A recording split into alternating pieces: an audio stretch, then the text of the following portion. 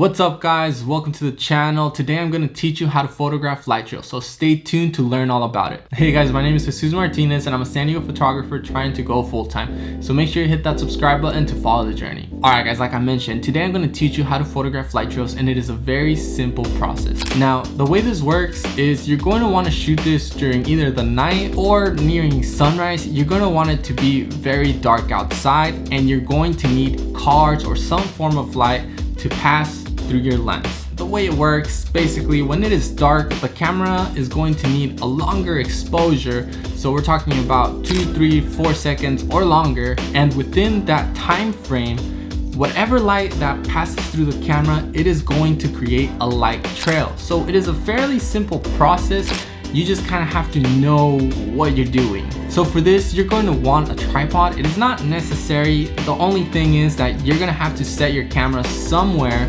either on a trash can, on the curb, or somewhere where it won't move during the time that it is taking the photo.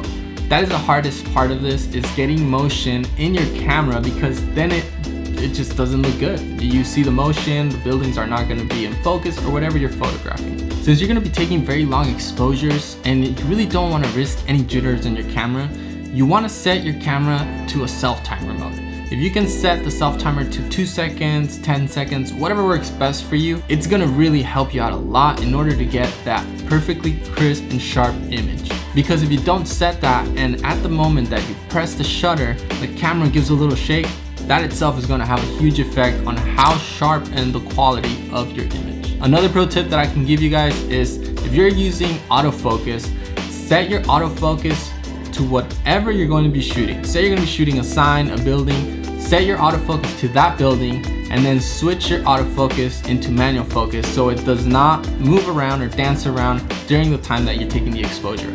I've noticed that that is a huge issue when I'm trying to do these long exposures, and it ends up getting really frustrated when your camera is just not finding the right focusing spot. Now, depending on the camera that you guys are using, it might have an extra lag within the meantime that it processes the image. So if you guys are going all the way down to a 10-second exposure, it might take another 10 seconds to really develop and create that image so you can really go back into shooting. So don't get frustrated. This is a waiting period. This is a relaxing time in photography. Go on your phone, enjoy your time, enjoy it. Now, like I mentioned, if you happen to have the money for it and you don't want to use the self-timer, you can also get a shutter release button. Give me one second. Mine looks like this, and this helps me by pressing the simple button and turning the shutter on. And by using this, I am not creating any movement that could potentially harm my final image. So either, if you have the money, get one of these. They're really, really helpful when you're doing long exposures. And if you don't have the money, don't worry, set it on a self-timer. Okay, I think that's good.